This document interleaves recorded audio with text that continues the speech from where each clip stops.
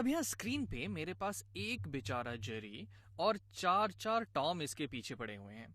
अब जेरी एक टॉम को तो आराम से संभाल सकता है, लेकिन अगर चार टॉम इसके पीछे पड़ गए तब तो इसकी हालत थोड़ी सी बेकार हो गई। तो जेरी ने सोचा कि चलो यहाँ पे कुछ दिमाग लगाया जाए, जो कि जेरी हमेशा करता है। तो उसने सोचा कि अब मेरे पास यहाँ पे है टोटल चार टॉम। अब अगर मैं इनको अलग अलग पार्ट में बांट दूं, यानी कि अगर मैं एक टॉम से अकेले मुकाबला करूं, तब मैं तो आराम से जीत जाऊंगा। तो उसके लिए उसने क्या किया, इन चारों टॉम को डिवाइड कर दिया। तो उसके मन में क्वेश्चन आया कि मैं आखिर इनको कितने पार्ट्स में डिवाइड करूं ताकि मेरे पास सिर्फ एक ही टॉम बच जाए। तब उसने सोचा कि अच्छा हाँ, मैं इनको चार पार्ट्स में डिवाइड कर देता हूं, यानी कि डिवाइड कर देता हूं फोर पार्ट्स में। तो ये मेरा हो जाएगा एक पार्ट, ये दूसरा पार्ट, ये तीसरा पार्ट यानी कि तीसरा टर्म, और ये चौथा टर्म। अब इनसे तो ये अकेले आराम से ही निपट सकता है। तो ऐसा करने के बाद इसके पास सिर्फ एक ही टॉम बच गया। जेरी इससे ज्यादा टॉम को डिवाइड नहीं कर सकता था, क्योंकि अगर वो करेगा तो फिर बेचारा टॉम तो मर ही जाएगा, और जेरी ऐसा बिल्कुल नहीं चाहता है। तो ऐसा करने के बाद उसके पास सिर्फ एक ही टॉम बच गया, और अब वो एक एक टॉम से लड़के आराम से जीत सकता है। तो यहाँ पे हमने देखा कि अगर हम फोर को फोर इक्वल पार्ट्स में डिवाइड करें तो हमें सिर्फ एक ही मिलेगा।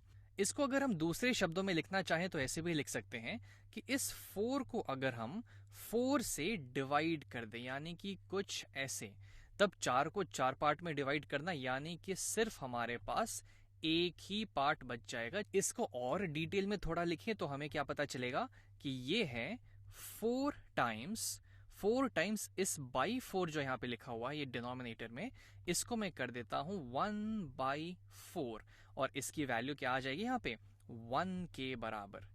1 के बराबर यानी कि मैं फोर को इसके मल्टीप्लिकेटिव इनवर्स, एक मैथी नाम इसको हम देते हैं, मल्टीप्लिकेटिव इनवर्स से मल्टीप्लाई कर दें, जो कि एक्चुअली में इसका रेसिप्रोकल है। ये फोर क्या है, 4/1, और इसके रेसिप्रोकल से हमने इसको मल्टीप्लाई कर दिया है, तो हमें यहाँ पे वैल्यू 1 मिल गई है। बस इसी चीज को हम लोग मल्टीप्लिकेटिव इनवर्स प्रॉपर्टी बोल देते हैं। जैसे कि मान लीजिए यहाँ पे मेरे पास कुछ और नंबर होता, जैसे कि कुछ हम ले लेते हैं, कुछ भी ले लीजिए 325। अब इसका मल्टीप्लिकेटिव इनवर्स होता इसका रेसिप्रोकल, यानी कि अगर मैं इसको इसके रेसिप्रोकल से मल्टीप्लाई कर दूं, मल्टीप्लाइड बाई 1/325, जो कि एक्चुअली जिसका मतलब हुआ कि मैं इस 325 को 325 पार्ट्स में डिवाइड कर रहा हूं, तो मेरे पास सिर्फ एक ही पार्ट बचेगा। तो और इसकी वैल्यू यहां से आ जाएगी 1 के बराबर। 1 के बराबर। तो ये जो है 1/325 इस 325 का मल्टीप्लिकेटिव इनवर्स कहलाएगा। वैसे ही मान लीजिए मेरे पास कुछ ऐसा रहता, मेरे पास अगर कुछ पहले से ही ऐसा रहता, से 1/426। अब इसका मल्टीप्लिकेटिव इनवर्स क्या होता, इसका रेसिप्रोकल, यानी कि अगर मैं इसको इसका रेसिप्रोकल यानी कि 426/1 इससे मल्टीप्लाई करूं, तो मेरी जो वैल्यू है यहां पे वो वापस से 1 आ जाएगी। तो 1/426 का मल्टीप्लिकेटिव इनवर्स 426 हो गया, और या तो आप इसको उल्टा कह लीजिए कि 426 का मल्टीप्लिकेटिव इनवर्स 1/426 हो गया।